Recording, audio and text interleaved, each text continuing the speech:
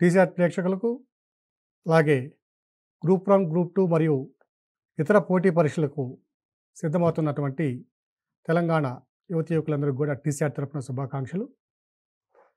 ఈరోజు మనం group 1 prelims come mains సంబంధించినటువంటి అంశంలో భాగంగా డిజాస్టర్ మేనేజ్మెంట్ విపత్తు నిర్వహణలో కరువులు, అలాగే వరదలు, సునామీ తదితర అంశాల గురించి మనం ఈరోజు చర్చిద్దాం. గతంలో మనం అనుకున్నట్లుగానే ఈ డిజాస్టర్ మేనేజ్మెంట్ నుంచి ప్రిలిమ్స్‌లో అధికంగా మార్కులు రావడానికి, మనకి సులభంగా రావడానికి అవకాశం ఉంది. అంతా డేటాతో ఎక్కువగా ముడిపడి ఉంటుంది కాబట్టి అభ్యర్థులందరూ కూడా ఈ డేటాని వీలైనంత అధికంగా గుర్తుపెట్టుకోవాలని విన్నపం. అలాగే జియోగ్రఫీలో మనము prelims come mains point of వ్యూలో వరదలు, కరువులు అనే అంశాలను కూడా మనం చర్చించాం. అక్కడ మనము కరువులు అనే అంశాన్ని పూర్తి స్థాయిలో చర్చించలేదు. ఇక్కడ పూర్తి స్థాయిలో కరువులు ఏర్పడడానికి గల కారణాలేమిటి, అలాగే కరువులు నివారించడానికి, తద్వారా సంభవించేటటువంటి నష్టాన్ని పూడ్చుకోవడానికి భారత ప్రభుత్వం కానివ్వండి, లేదా ఇతర రాష్ట్ర ప్రభుత్వాలు తీసుకున్న చర్యలు కూడా మనకి మనం ఈ ఎపిసోడ్లో పరిశీలిద్దాం.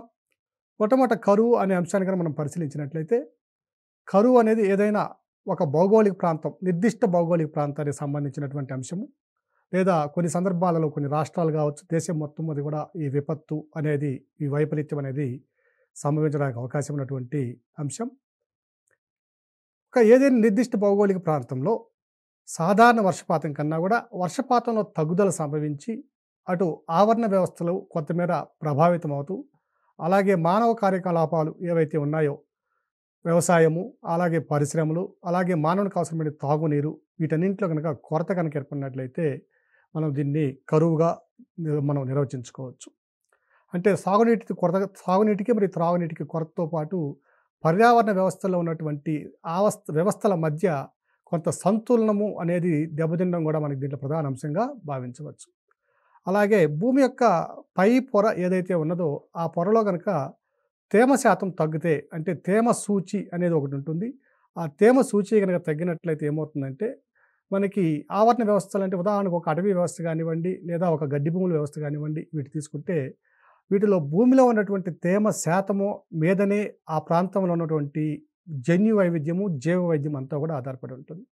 వేసవి కాలంలో ఈ నేలలో ఉన్నటువంటి నీరే తేమనే ఆవిరిగా మారి ఆ ప్రాంతంలో ఉష్ణోగ్రతలను సంతులనం చేయడము, అలాగే ఆవరణ వ్యవస్థల మధ్య ఉన్నటువంటి ఆ సున్నితమైనటువంటి సంబంధాలు లేదా బంధాలు ఏవైతే ఉన్నాయో వాటన్నిటినీ కూడా ఒక క్రమమైన పద్ధతిలో నిర్వహించుకురావడం అనేది జరుగుతుంది.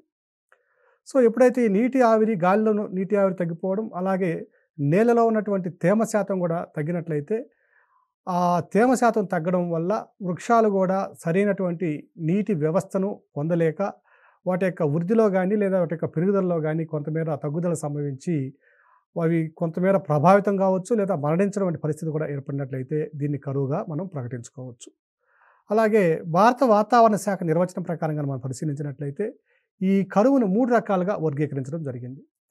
సాధారణ వర్షపాతం కంటే 25% తక్కువ కనుక వర్షపాతం నమోదైనట్లయితే అది సాధారణ కరువుగా దాన్ని మనకి నిర్వచించుకోవడం జరిగింది. అలాగే రెండవ సందర్భంలో కనుక మనం చూసినట్లయితే 26% నుంచి 50% వరకు ఆ ప్రాంతపు సగటు వర్షపాతంలో తగ్గుదల కనుక సంభవించినట్లయితే, అంటే సగటు వర్షపాతం సగటు వర్షపాతంలో మనం తగ్గుదల సంభవించినట్లయితే దానిని మధ్యస్థ కరువుగా మనం నిర్వచించుకోవడానికి అవకాశం ఉంది. అలాగే మూడవ అంశం కనుక పరిశీలించినట్లయితే తగ్గుదల శాతం 50 కంటే ఎక్కువగా ఉన్నట్లయితే, అంటే సగటు వర్షపాతంలో తగ్గుదల కనుక 50% కంటే ఎక్కువగా ఉన్నట్లయితే దాన్ని చాలా తీవ్రమైనటువంటి కరువుగా మనం పరిగణిస్తున్నాం. ఇక మన భారతదేశంలో మన వ్యవసాయ కమిషన్, అగ్రికల్చర్ కమిషన్ ఏదైతే ఉందో 4 రకాలైనటువంటి కరువులను గుర్తించడం జరిగింది. వాతావరణ సంబంధితమైన కరువు ఇలా. మొట్టమొదటి చూసినట్టే మెట్రలాజికల్ డ్రాట్ అంటాం దీన్ని. అంటే వాతావరణ పరమైనటువంటి కరువు. అంటే వాతావరణంలో ఉన్నటువంటి నీటి ఆవిరి లేదా నీటి శాతము లేదా తేమ శాతం తగ్గితే దాన్ని వాతావరణ సంబంధిత కరువుగా మనం గమనించవచ్చు. సో వాతావరణ సంబంధిత కరువు వల్ల పెద్దగా మనము ప్రభావితం కాకపోయినప్పటికీ ఉష్ణోగ్రతల సంతులనము లేదా అధిక ఉష్ణోగ్రతలు ఏర్పడడం అనేది కొంచెం అధికంగా మనం గమనించవచ్చు. ఉష్ణోగ్రతల సంతులనం అనేది జరగకపోవడం అనేది మనం ఇక్కడ గమనించవచ్చు. ఇక రెండవ దాని కనుక మనం పరిశీలించాలంటే హైడ్రలాజికల్ డ్రాట్, అంటే జల సంబంధిత కరువు. ఇది నేల యొక్క భూమి పైపొరల్లో కానివ్వండి తేమ శాతం తగ్గిపోవడం, అలాగే మనకి జలాశయాలు ఏవైతే ఉన్నాయో చెరువులు, కుంటలు, అలాగే నదులు, ఈ డ్యాములు, మానవ కృత్రిమ నిర్మిత డ్యాములు వీటన్నింటిలో గనక జల పరిమాణం సాధారణ స్థాయి కంటే తగ్గినట్లయితే దాన్ని హైడ్రలాజికల్ డ్రాట్‌గా పరిగణిస్తాము. సో, ఈ హైడ్రలాజికల్ డ్రాట్ దేనికి దారితీస్తుందంటే అగ్రికల్చరల్ డ్రాట్‌కి మనకు దారి తీయడానికి అవకాశం ఉంది. సో, అగ్రికల్చరల్ డ్రాట్ అనేది వ్యవసాయ సంబంధిత కరువు అనేది మూడవ కరువు దీన్ని. సో, వ్యవసాయ సంబంధిత కరువు ఏర్పడడం వల్ల ప్రధానంగా ఆయా ప్రాంతాల్లో ఉత్పత్తులు, ఉత్పాదకలు తగ్గిపోవడం జరుగుతుంది. ఈ వ్యవసాయ సంబంధిత కరువు ఏర్పడడానికి ప్రకృతి కారణమే కాకుండా మానవ ప్రేరిత కారణాలు కూడా ఇక్కడ మనం గమనించడానికి అవకాశం ఉంది. దీనికి ప్రధాన కారణం ఏమిటంటే సరి అయినటువంటి పంటల కలయిక లేదా పంటల విధానం అనే దాన్ని అవలంబించకపోవడం వల్ల కొన్ని సందర్భాలలో నీటి సదుపాయం, నీటిపారుదల వ్యవస్థలు ఉన్నప్పటికీ అధిక నీటిని వినియోగించేటువంటి పంటల వినియోగం వల్ల లేదా వాటి యొక్క సాగుదల వల్ల కొన్ని ప్రాంతాల్లో నీరు సరిపోక పంటలు ఎండిపోయే పరిస్థితి కూడా ఏర్పడుతుంది. సో, దీన్ని మనం అగ్రికల్చరల్ డ్రాట్‌గా మనం గమనించవచ్చు. ఇక నాలుగో దాన్ని మనం చూసినట్లయితే ఇది పర్యావరణానికి సంబంధించినటువంటి కరువు. పర్యావరణ సంబంధిత కరువు అంటే ఇది environmental drought. So, environmental drought అనేది ఏ విధంగా ఏర్పడుతుంది అంటే మనకి వాతావరణ సంబంధిత కరువు, జల సంబంధిత కరువు, వ్యవసాయ సంబంధిత కరువు ఈ 3 గనక ఒకేసారి గనక ఏర్పడినట్లయితే అది ప్రకృతిలో ఉన్నటువంటి ఆవరణ వ్యవస్థల మధ్య ఉన్నటువంటి సున్నితమైన సంబంధాలను కూడా దెబ్బతీసి ఆవరణ వ్యవస్థల యొక్క మనుగడకు ప్రశ్నార్థకంగా మారేటువంటి పరిస్థితిని మనం గమనించవచ్చు. ఉదాహరణకు కొన్ని సందర్భాల్లో మనము వేసవి కాలాల్లో చూసినట్లయితే కొన్ని ప్రాంతాలలో వర్షపాతంలో లోటు వల్ల కానివ్వండి లేదా వర్షపాతంలో ఉన్నటువంటి అనిశ్చితి వల్ల లేదా వర్షపాతం ఎప్పుడో రావాల్సినటువంటి వర్షపాతం మరెప్పుడో రావడం వల్ల ఇటువంటి సందర్భాల్లో మనం అనేక జంతువులు, పక్షులు మృత్యువాత పడడం మనం గమనించవచ్చు. సో, దీన్ని ఎన్విరాన్మెంటల్ డ్రాట్‌గా మనం పరిగణించాలి. సో, వ్యవసాయ కమిషన్ 4 రకాల డ్రాట్స్‌ని మనం పరిశీలించినట్లయితే వాతావరణ శాఖ 3 రకాల కరువుల్ని మనకి ఇంట్రడ్యూస్ చేయడం జరిగింది.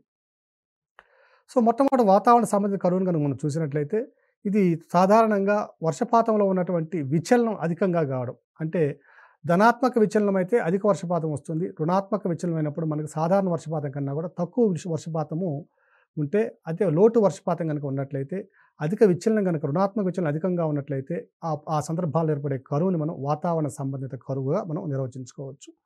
ఇక వ్యవసాయ సంబంధిత కరువు అంటే మనం ఇప్పుడు చెప్పుకున్నట్టుగానే ఏదైనా ఒక భౌగోళిక ప్రాంతంలో అధిక నీటి సదుపాయం కలిగి ఉండి కూడా ఆ భౌగోళిక ప్రాంతంలో ఉన్నటువంటి పంటల కలయిక, పంటల విధానం సరిగా లేకపోయినప్పుడు కూడా వ్యవసాయ సంబంధిత కరువు ఏర్పడడానికి మనం అవకాశం ఉంది.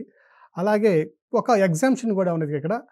భారతదేశంలో ప్రభుత్వ విధానాల ప్రకారము ఏదేని భౌగోళిక ప్రాంతంలో మనకి వర్షపాతం తక్కువ ఉండి వ్యవసాయ సంబంధిత కరువు ఏర్పడినప్పటికీ 30% కన్నా ఆ ప్రాంతంలో అధిక భూభాగాన్ని కనుక నీటి సదుపాయం కనుక కలిగించినట్లయితే ఆ ప్రాంతాన్ని వ్యవసాయ సంబంధిత కరువుగా పరిగణించరు. ఫిలిమ్స్ పాయింట్ ఆఫ్ వ్యూలో ఈ పాయింట్ మీరు తప్పనిసరిగా గుర్తుపెట్టుకోవాలి.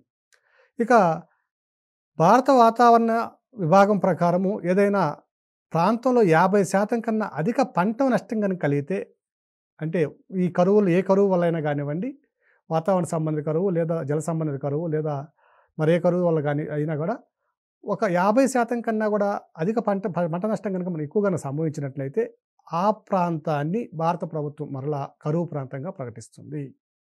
30% కన్నా ఎక్కువ సాగు భూమికి నీటి సదుపాయం కనుక ఉన్నట్లయితే కరువు ఏర్పడినప్పటికీ దాన్ని కరువుగా పరిగణించదు. ఒకవేళ 30% కన్నా సాగు భూమి అధికంగా ఉండి నీటిపారుదల అధికంగా ఉన్నప్పటికీ మనకి ఉత్పాదకతలో లేదా ఉత్పత్తులు 50% కంటే కనుక పంట నష్టం కనుక ఎక్కువ జరిగినట్లయితే దాన్ని ఆ సందర్భంలో కూడా మరలా కరువుగా పరిగణిస్తుంది. ఆడ పరిగణించదు, ఇటు పరిగణిస్తుంది. 2 విషయాలు తప్పనిసరిగా గుర్తుపెట్టుకోవాలి. అలాగే భారత వాతావరణ విభాగం ఇండియన్ మెట్రలాజికల్ డిపార్ట్మెంటు మరికొన్ని కరువు సంబంధించినటువంటి నిర్వచనాలు కూడా ఇవ్వడం జరిగింది. అందులో డ్రాట్ వీక్ అని, డ్రాట్ మంత్ అని ఈ విధంగా మనం గమనించవచ్చు. అంటే ఒక కరువు వారము అని దేన్ని అంటారంటే, ఈ వర్షపాతంలో ఏదైనా ఒక భౌగోళికంగా ఏదో ఒక ప్రాంతంలో కనుక ఒక నిర్దిష్ట సమయానికి ఒక వారం పరిధిని కనుక మనం తీసుకున్నట్లయితే, ఒక వారంలో సాధారణంగా సంభవించే వర్షపాతం కన్నా కూడా సగటు వర్షపాతం కన్నా కూడా ఆ వారం కాలంలో 50% కన్నా కూడా తక్కువ కనుక వర్షపాతం కనుక సంభవిస్తే అటువంటి సందర్భంలో ఆ వారాన్ని ఏంగా పరిగణిస్తారంటే డ్రాట్ వీక్గా, అంటే కరువు వారంగా పరిగణిస్తారు. అలాగే జూన్ నుంచి సెప్టెంబర్ వరకు ఉన్నటువంటి ఈ ఋతుపవన కాల పరిధి ఏవైతే ఉందో నైరుతి ఋతుపవన కాలంలో ఈ జూన్ మధ్యవారం నుంచి, అంటే జూన్ 15వ తేదీ నుంచి సెప్టెంబర్ 15వ తేదీ వరకు వరుసగా ఈ కాలంలో ఏ టైంలోనైనా గానియండి వరుసగా 4 కరువు వారాలు గనుక సంభవిస్తే దానిని వ్యవసాయ సంబంధిత కరువుగా కూడా నిర్వచిస్తారు. అంటే జూన్ 15 నుంచి సెప్టెంబర్ 15 వరకు వరుసగా 4 కరువు వారాలు అంటే ఆ ప్రతి వారంలోనూ ఆ వారానికి సంబంధించినటువంటి సగటు వర్షపాతం కంటే 50% తక్కువ నమోదైతే అటువంటి వారాలు 4 గనుక నమోదైతే ఆ ప్రాంతం మొత్తాన్ని అంటే ఆ సీజన్ మొత్తాన్ని కూడా ఏమంటామంటే వ్యవసాయ సంబంధిత కరువుగా పరిగణిస్తారు. అలాగే ఏదేని ఒక భౌగోళిక ప్రాంతానికి సంబంధించినటువంటి ఒక ప్రత్యేక కాల పరిమితి గనుక మనం పరిగణించినట్లయితే, ఒక నిర్దిష్ట కాలాన్ని మనం గనక ఒక ప్రామాణిక కాలంగా గనక తీసుకున్నట్లయితే, వర్షపాతంలో తగ్గుదల ఆ కాలానికి సంబంధించిన సగటు విచలనం కంటే తక్కువ ఉన్నట్లయితే, సగటు విచలనం ఇంతకుముందు ఎంతైతే ఉన్నదో దానికంటే తక్కువ వర్షపాతం గనక నమోదైనట్లయితే, ఆ కరువుని ఏమంటారంటే ఆ సీజన్‌కి సంబంధించినటువంటి కరువుగా పరిగణిస్తారు. దీన్ని సీజనల్ డ్రాట్‌గా వ్యవహరిస్తారు. అంటే దీన్ని ఋతు సంబంధిత కరువుగా కూడా మనం పరిగణిస్తాం. అలాగే ఈ సందర్భాలే కాకుండా సంవత్సరం మొత్తం మీద గాని మనం తీసుకున్నట్లయితే వార్షికంగా ఉన్నటువంటి సగటు వర్షపాతంలో 25-40% వరకు తగ్గుదల సంభవించినప్పుడు కూడా దీన్ని కూడా తీవ్రమైన కరువు సంవత్సరంగా సివియర్ డ్రాట్ ఇయర్‌గా పరిగణిస్తారు. గతంలో మనం చూసాం. వాతావరణ శాఖ అంచనాల ప్రకారము, వాళ్ళ యొక్క నిర్వచనం ప్రకారము 50% కంటే వర్షపాతంలో తగ్గుదల నమోదైనట్లయితే దాన్ని సివియర్ డ్రాట్‌గా పరిగణిస్తారు. అలాగే దీంతో పాటుగా మరొక కండిషన్ కూడా వార్షిక సగటు వర్షపాతంలో అంటే సంవత్సరానికి సంబంధించిన సగటు వర్షపాతంలో తగ్గుదల గనక 25-40% వరకు ఉన్నట్టయితే దానిని కూడా సివియర్ డ్రాట్‌గానే అతి తీవ్రమైనటువంటి కరువుగానే దీన్ని పరిగణించడం జరుగుతుంది. అభ్యర్థుల విషయాన్ని కూడా గుర్తుంచుకోవాలి. ఇక భారతదేశంలో ఉన్నటువంటి కరువు విస్తరణ ఏ విధంగా జరుగుతుంది అంటే కరువు ప్రాంతాల విస్తరణ ఏ విధంగా ఉంది? ఇక్కడ మనము అనుకున్నట్లుగానే అతి తీవ్ర కరువు ప్రాంతాలు, మధ్యస్థ కరువు ప్రాంతాలు, సాధారణ కరువు ప్రాంతాలను మనం ఇంతకు ముందుగానే మనం వివరించుకున్నాం. ఈ అతి తీవ్ర కరువు ప్రాంతాలు కనుక మనం పరిశీలించినట్లయితే ఇవి సాధారణంగా మనకు తెలిసినట్టుగానే రాజస్థాన్‌లో ఉన్నటువంటి థార్ ఎడారి ప్రాంతం అంటే ఆరావళి పర్వత ప్రాంతాలకి పశ్చిమాన ఉన్నటువంటి మరుస్థలి ప్రాంతం. ఈ మరుస్థలిని మనం రాజస్థాన్ ప్లెయిన్స్‌లో మనం చర్చించున్నాం. అలాగే గుజరాత్‌లో ఉన్నటువంటి కచ్ తీర ప్రాంతము దానికి తూర్పున ఉన్నటువంటి ఆహ్, గుజరాత్ భాగమంతా కూడా ఈ అతి తీవ్ర కరువు ప్రాంతం కిందకే వస్తుంది. అలాగే మనకి రాజస్థాన్‌లో ఉన్నటువంటి 2 జిల్లాలను కనుక మనం పరిశీలించినట్లయితే అది ఒకటి బికనీరు, రెండోది జైసల్మేరు. జైసల్మేర్‌లోనే అత్యంత తక్కువ వర్షపాతం పొందినటువంటి ప్రాంతము. తర్వాత జైసల్మేరు, బికనీర్ గనుక మనం పరిశీలించినట్లయితే ఈ జిల్లాలలో వార్షిక సగటు వర్షపాతం కేవలం 9 సెంటీమీటర్లు మాత్రము లేదా అంతకంటే తక్కువ ఉండడం మనం గమనించవచ్చు. ఈశాన్య భారతదేశాన్ని కనుక మనం పరిశీలించినట్లయితే ఆ ప్రాంతంలో వరదలు విలయతాండవం సృష్టిస్తుంటే అదే సందర్భంలో మనకి పశ్చిమాన ఉన్నటువంటి ఈ రాజస్థాన్‌లోని జైసల్మేరు, బికనీర్ ప్రాంతాలు కరువుతో అలవిల్లాడుతున్నాయి. అంటే భారతదేశంలో ఉన్న భౌగోళిక వైవిధ్యతను చర్చించండి అని మనకు కనుక ఎప్పుడైనా ఎక్కడైనా ప్రశ్న కనుక వచ్చినట్లయితే ఈ అంశాన్ని కూడా మనం దాంట్లో జోడించుకోవచ్చు. ఇది ఒక ప్రత్యేకమైనటువంటి వైవిధ్యభరితమైనటువంటి వాతావరణ వైవిధ్యభరితమైనటువంటి సంఘటన.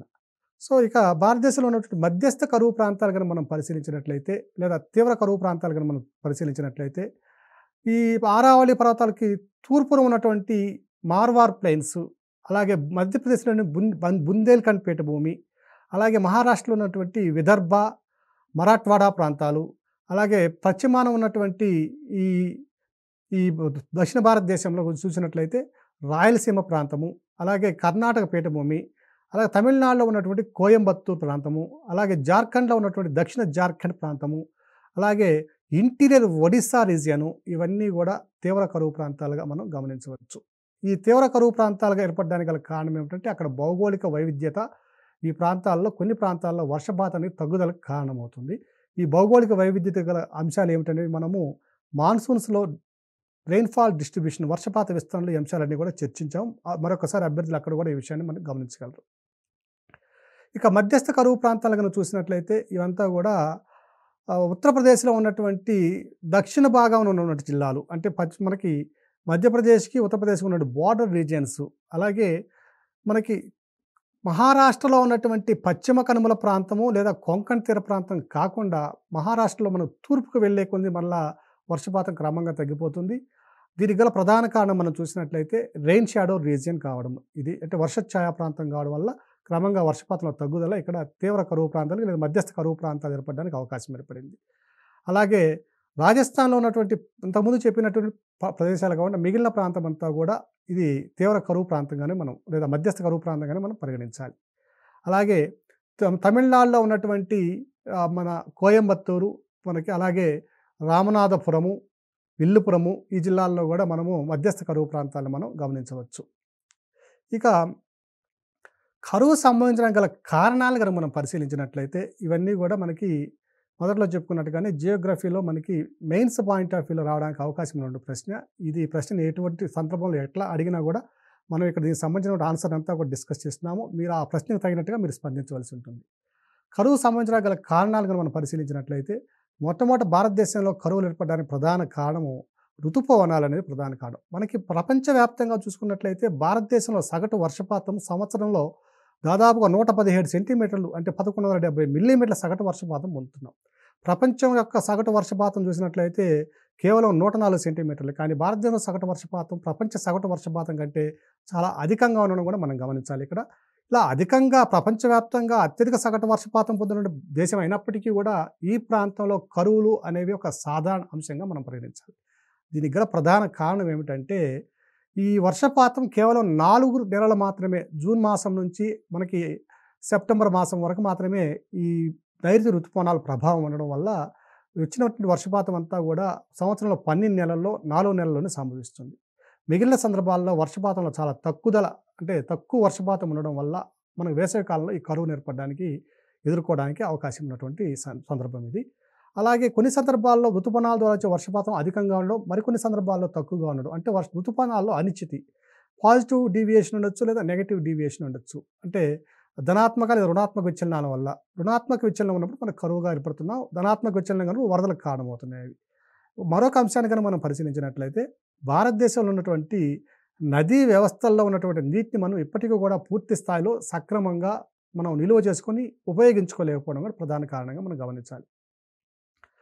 అలాగే మరొక అంశాన్ని కనుక పరిశీలించినట్లయితే అడవుల యొక్క నిర్మూలన దాదాపుగా 33% ఉండవలసిన అడవుల యొక్క పరిస్థితి ఈరోజు 24%కే పరిమితమైనటువంటి సందర్భాన్ని మనం పరిశీలించినట్లయితే, అలాగే అటవుల యొక్క నిర్మూలన, అటవీ క్రమక్షయము దీనికి ప్రధాన కారణం అవుతున్నాయి.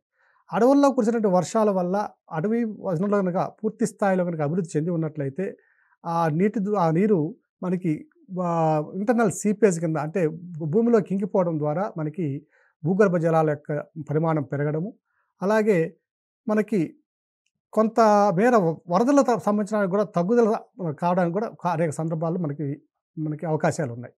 కానీ అటవీ నిర్మూలన వల్ల ఏమవుతుందంటే ఈ గడ్డి భూములు కానివ్వండి, మొక్కలు కానివ్వండి నిర్మూలించడం వల్ల రన్ ఆఫ్ అనేది చాలా అధికంగా ఉండడం వల్ల, అంటే నీటి ప్రవాహం వల్ల ఎత్తైన ప్రాంతాలు, పీఠ భూములు, కొండల నుంచి వచ్చినటువంటి సిల్ట్ అవక్షేపం ఏదైతే ఉందో నదీ ప్రాంతాల్లో మేట వేయడం వల్ల, అక్కడ ఉన్నటువంటి డ్యాముల్లో మేట వేయడం వల్ల డ్యాముల్లో నీటి యొక్క నిల్వ సామర్థ్యం తగ్గిపోవడం, అలాగే నదులకి ఇరువైపులా గండ్లు పడి వరదలు రావడానికి ఏర్పడడానికి కూడా అవకాశాలు ఉన్నాయి. అంటే అటవీ క్రమక్షయం వల్ల జరుగుతున్నటువంటి ఇవన్నీ కూడా మనకి అనర్థాలు.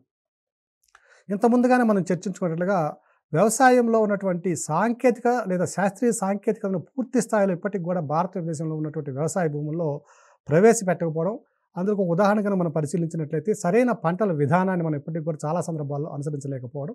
కానీ ఈ మధ్యకాలంలో వస్తున్నటువంటి వ్యవసాయ శాఖలో వస్తున్నటువంటి వినూత్నమైన మార్పుల వల్ల సరైన పంటల విధానం అనుసరించడం కొంతమేర పురోగతి సాధిస్తున్నామని చెప్పుకోవాలి. ఇక పట్టణీకరణ అనేది చాలా ప్రధానంగా ఉన్నటువంటి అంశం. 2000 సంవత్సరం నుంచి 2020 సంవత్సరానికి మనం పరిశీలించినట్లయితే భారతదేశంలో పట్టణీకరణ రెండింతలుగా పెరిగింది. సో అధిక పట్టణీకరణ వల్ల ఏమవుతుందనంటే ఈ సాధారణంగా సహజంగా ఏర్పడినటువంటి ఈ నీటి ప్రవాహ మార్గాలు అనేవి క్రమంగా మూసుకుపోవడం వల్ల జలవనరుల యొక్క లభ్యత పూర్తి స్థాయిలో దిగువ ప్రాంతాలకు చేరకపోవడం వల్ల ఎగువ ప్రాంతాల్లో వరదలు, దిగువ ప్రాంతాల్లో కరువులు ఏర్పడడానికి అవకాశం ఉన్నది. అలాగే కొన్ని సందర్భాల్లో ఈ అటవీ నిర్మూలన వల్ల చెరువులు మరియు డ్యాముల్లో కూడా పూడికలు ఏర్పడడం, అలాగే భారతదేశంలో ఉన్న కొన్ని నేలలను కనుక పరిశీలించినట్లయితే పూర్తి స్థాయిలో తేమ శాతాన్ని నిలుపుకోలేకపోవడం కూడా ఒక ప్రధానమైన సమస్యగా మనం గమనించవచ్చు. నల్లరేగడి నేలలు కనుక చూసుకున్నట్లయితే అధిక కాలం టైంలో తేమ శాతాన్ని నిలుపుకోవడానికి అవకాశం ఉన్నది. అలాగే ఇసుక నేలలు ఇటువంటి మనం చూసినట్లయితే అవి నేలలు అధిక కాలం పాటు తమలో నీటి శాతాన్ని నిలుపుకోలేకపోవడం కూడా ప్రధానమైనటువంటి సమస్యగా మనం పరిగణించాలి. ఇక కరువు యొక్క ప్రభావాలు ఏమిటి అని మనం చూసినట్లయితే సామాజిక సమస్యలు. కరువైన ప్రాంతంలో పేదరికం అనేది క్రమంగా పెరుగుతూ పోతుంది.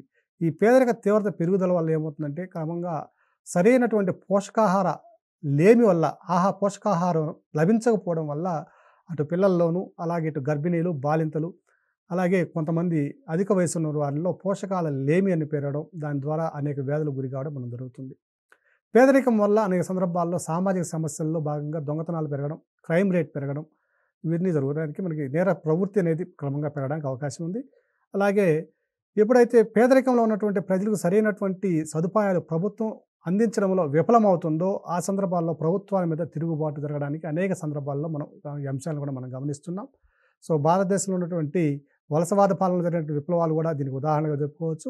ఆధునిక మన భారతంలో చూసినట్లయితే ఈ మధ్య కాలంలో శ్రీలంక ప్రభుత్వం మీద జరిగినటువంటి తిరుగుబాటు కూడా దీనికి మనం ఉదాహరణగానే మనం గమనించవచ్చు. అలాగే పర్యావరణ సమస్యలు కనుక మనం చూసినట్లయితే ఎడారీకరణ అనేది ప్రధానమైన సమస్య.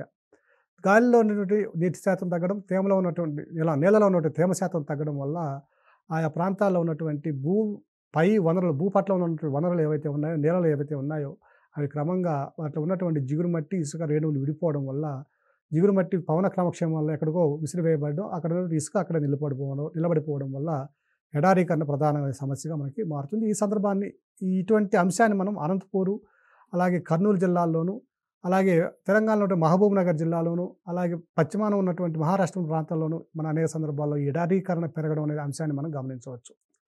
అలాగే వన్యప్రాణులు అనేవి, అలాగే వన్యమృగాలనేవి, వన్యజీవులనేవి క్రమంగా వాటి యొక్క నీటి లభ్యత లేకపోవడం వల్ల అవి చాలా మేర అవి మరణించడానికి అవకాశం ఉంది. అదేవిధంగా మనకి అటవీ వనరులు ఉన్నటువంటి ఆ ప్రాంతాల్లో అగ్ని ప్రమాదాలు సంభవించడానికి అవకాశం ఉండడం వల్ల వాటి నుంచి విడుదలయ్యేటువంటి గ్రీన్ హౌస్ గ్యాసెస్ ఏవైతే ఉన్నాయో అవన్నీ కూడా మనకి మరలా గ్లోబల్ వార్మింగ్గా మారడానికి అవకాశం ఉంది. ఎప్పుడైతే మనకి నీళ్ళలో తేమ శాతం తగ్గుదల సంభవించిందో కొన్ని సందర్భాలలో సూక్ష్మక్రిముల వ్యాప్తి కూడా అధికంగా జరగడానికి, తద్వారా అనేక వ్యాధులు సంక్రమించడానికి కూడా అవకాశం ఉంది. అలాగే ఆర్థిక సమస్యలు చూసినట్లయితే ఈ వ్యవసాయం నుంచి సరైన ఉత్పాదకత లేకపోవడం వల్ల వ్యవసాయ ఆధారిత పరిశ్రమలు ఏవైతే ఉన్నాయో అవన్నీ కూడా కుంటుపడడానికి అవకాశం ఉంది. అలాగే ఎప్పుడైతే మనకి అటవీ ప్రాంతాలు లేదా జలావరణాలు, జలాశయాలు అనేవి నీటి కొరతతో బాధపడుతున్నాయో ఆ సందర్భంలో కూడా టూరిజంపై ప్రభావం ఉండడానికి అవకాశం ఉంది. ఇక భారతదేశంలో కరువు నివారణ చర్యలను కనుక మనం పరిశీలించినట్లయితే 1973-74 సంవత్సరంలో డ్రాట్ ప్రోన్ ఏరియా ప్రోగ్రామ్, అంటే కరువు పీడిత ప్రాంత పథకము అనే అంశాన్ని మనం ఇక్కడ ప్రారంభించింది కేంద్ర ప్రభుత్వం. ఇది భారతదేశంలో ఉన్నటువంటి 14 రాష్ట్రాల్లో దాదాపుగా 149 జిల్లాల్లో ఈ పథకాన్ని ప్రారంభించడం జరిగింది. దీని యొక్క ప్రధాన లక్ష్యం కనుక మనం చూసినట్లయితే కరువు పీడిత ప్రాంతాల్లో లేదా వర్షపాత లోటును ఎదుర్కొన్నటువంటి ప్రాంతాల్లో ఆ యొక్క ఆవరణ వ్యవస్థల్లో జలవనరుల అభివృద్ధిని చేసి తద్వారా భూమి మీద ఉన్న పర్యావరణ వ్యవస్థను పరిరక్షించి జీవావరణలో ఉన్నటువంటి సమతుల్యతను, సున్నితత్వాన్ని కాపాడడం అనేది దీని యొక్క ప్రధాన లక్ష్యంగా మనం పరిగణించవచ్చు. ఈ పథకాన్ని నిధులను కనుక మనం చూసినట్లయితే కేంద్ర ప్రభుత్వం 70% నిధులు విడుదల చేస్తే రాష్ట్ర ప్రభుత్వం 25% నిధులు సమకూరుస్తుంది. ఇక 77-78 సంవత్సరంలో మరొక ప్రోగ్రాం ప్రారంభించడం జరిగింది. డెజర్ట్ డెవలప్మెంట్ ప్రోగ్రామ్, ఎడారి అభివృద్ధి పథకము. ఇది భారతదేశంలో ఉన్నటువంటి 7 రాష్ట్రాల్లో 36 జిల్లాల్లో ప్రారంభించబడిన పథకము. దీని యొక్క ప్రధాన లక్ష్యం కనుక చూసినట్లయితే మన డెజర్ట్ డెవలప్మెంట్ అన్నారు కాబట్టి ఇది ఎడారి ప్రాంతాల యొక్క అభివృద్ధికి సంబంధించినటువంటిది. ఎడారి ప్రాంతాల్లో జనవరాల లభ్యత తక్కువగా ఉండడం, తద్వారా ఆ ప్రాంతంలో అడవుల యొక్క సాంద్రత కూడా తక్కువగా ఉండడం వల్ల ఈ ప్రాంతాలలో జలవనరులను అభివృద్ధి చేసినట్లయితే పర్యావరణ పరంగా సమతుల్యం సాధించడంతో పాటు ఆయా ప్రాంతాల్లో ఉండే ప్రజల యొక్క జీవనోపాధిని పెంచడానికి గణనీయమైన పురోగతి సాధించవచ్చు అనే ఉద్దేశంతో ఈ పథకాన్ని 77-78 సంవత్సరంలో ప్రారంభించడం జరిగింది. ఇక మూడవ పథకాన్ని కనుక మనం చూసినట్లయితే 1989లో ప్రారంభించిన పథకం ఇది. Integrated wasteland development programme or project. ఇది సమీకృత వ్యర్థ భూముల అభివృద్ధి పథకం. ఇది ఇంతకుముందు desert development programme, drought prone area programme రెండింటినీ అమలు చేసినటువంటి ప్రాంతాలు కాక ఇవి అమలు చేయనటువంటి ప్రాంతాలు ఏవైతే ఉన్నాయో ఆ ప్రాంతాలలో బీడు భూముల లేదా వ్యర్థ భూముల అభివృద్ధి చేయడం ప్రధాన లక్ష్యంగా సాగించినటువంటి పథకం ఇది. ఇక 4వ పథకాన్ని కనుక మనం గమనించినట్లయితే ఇది national watershed development programme లేదా ప్రాజెక్టు. ఎక్కడైతే వర్షపాతం తక్కువగా ఉన్న ప్రాంతాలు ఏవైతే ఉన్నాయో ఆయా ప్రాంతాలలో వాటర్ షెడ్ పథకాన్ని అభివృద్ధి చేయడం. వాటర్ షెడ్ అనే ప్రధానంగా మనం చూసినట్లయితే ఎక్కడైతే వాటర్ మనకు విభజించడానికి అనుకూలంగా ఉన్నదో, వర్షపాతం ద్వారా సంభవించే వర్షం ఏదైతే ఉందో ఇటువైపుకి ఇలా 2, 3 దిక్కులకి లేదా 4 దిక్కులకు ప్రవేశించే ప్రభావం ఉన్నటువంటి ఆ నీటిని ఆయా ప్రాంతాల్లో చెక్ డ్యాముల నిర్మాణము, అలాగే కాంటూర్ కాలువలు తవ్వడం, వీటి ద్వారా ఆయా ప్రాంతాల్లో భూగర్భ జల వనరులు పెంచడం అనేది దీని యొక్క ప్రధానమైన లక్ష్యం. ఈ పథకాన్ని 1991లో కేంద్ర ప్రభుత్వం ప్రవేశపెట్టినప్పటికీ 1995 నుండి ఈ national watershed development project అనేదాన్ని ఏదైతే ఉన్నదో జాతీయ వాటర్ షెడ్ అభివృద్ధి పథకం అనే ఈ పథకాన్ని మనం ఇంతకుముందు చెప్పుకున్నటువంటి DDP, DPAP, NWDP ఈ 3 పథకాల ద్వారా 1995 నుంచి ఈ ప్రాజెక్ట్ని అమలు చేస్తున్నారు. ఓకేనా. Next integrated watershed management programme, ఇది 2009-10 సంవత్సరంలో ఈ పథకాన్ని గ్రామీణాభివృద్ధి శాఖ అంటే కేంద్ర ప్రభుత్వంలో ఉన్నటువంటి గ్రామీణాభివృద్ధి శాఖ ఈ పథకాన్ని ప్రారంభించడం జరిగింది.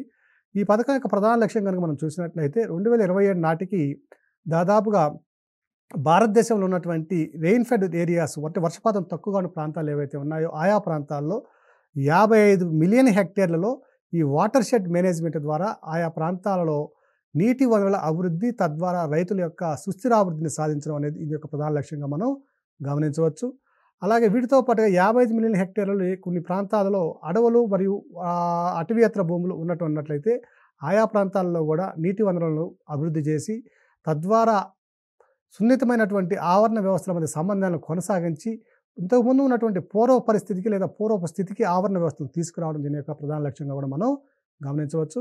వీటితో పాటుగా ఈ 55 మిలియన్ హెక్టేర్ల భూమితో సుస్థిరాభివృద్ధిని సాధించే విధంగా వైవిధ్యభరితమైనటువంటి వ్యవసాయ పద్ధతులను అవలంబించి బహుళ పంటల వ్యవస్థని అభివృద్ధి చేయడం, తద్వారా ఆయా ప్రాంతాల్లో గ్రామీణ ప్రాంతాల్లో నివసిస్తున్నటువంటి ప్రజల యొక్క అభివృద్ధిని కాంక్షించడం, ఇది integrated watershed development management programme యొక్క ప్రధాన వాటర్ షెడ్ మేనేజ్మెంట్ ప్రోగ్రామ్ యొక్క ప్రధాన యొక్క లక్ష్యము.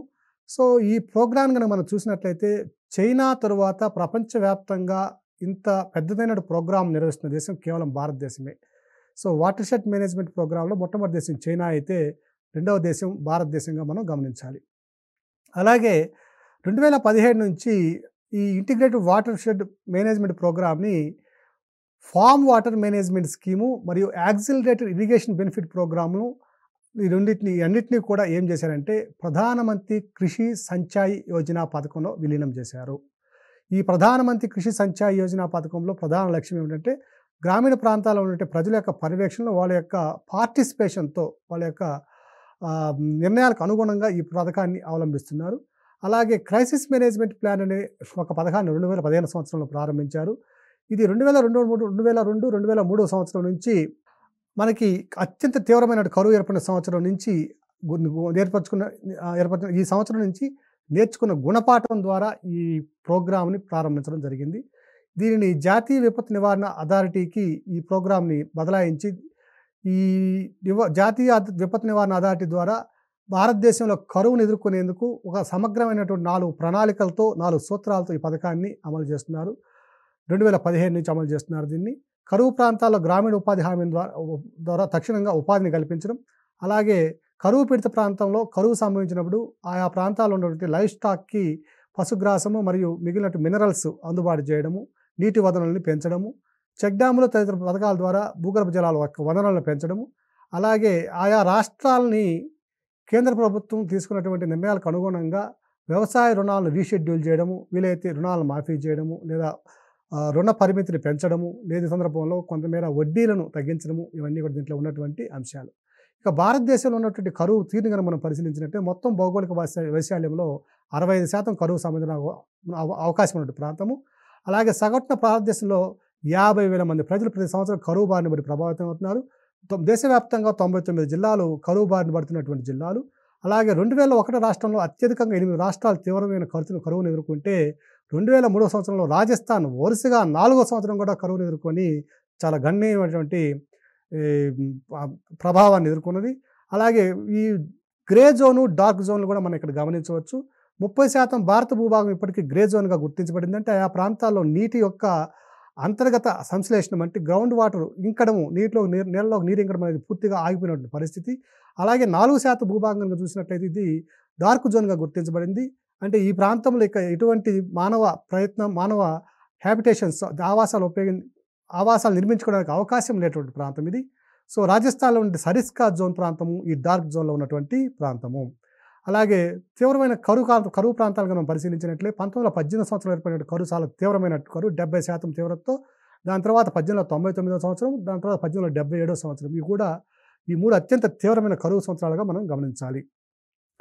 అలాగే భారతదేశంలో చూసినట్టు దక్షిణ భారతదేశంలో సంభవించిన కరువుల వల్ల 1886, 1888 మధ్య కాలంలో దాదాపుగా 58 మిలియన్ల మంది కరువు బారిన పడిపోతే, అందులో 5.5 మిలియన్ల ప్రజలు కనీసం ఆకలి చావులు తట్టుకోలేక చనిపోయినటువంటి పరిస్థితి. ఈ కరువునే భారతదేశంలో మహా దుర్భిక్షంగా పరిగణిస్తారు. అలాగే 1896, 1897 కరువు ప్రాంతంలో 1.25 మిలియన్ల ప్రజలు కూడా మరణించడం జరిగింది. సో అభ్యర్థులందరూ కూడా ఈ కరువు సంబంధించిన అంశాలను జాగ్రత్తగా విశ్లేషించుకొని ప్రతి అంశాన్ని క్షుణ్ణంగా పరిశీలించి గుర్తుపెట్టుకుంటారని ఆశిస్తూ ధన్యవాదాలు.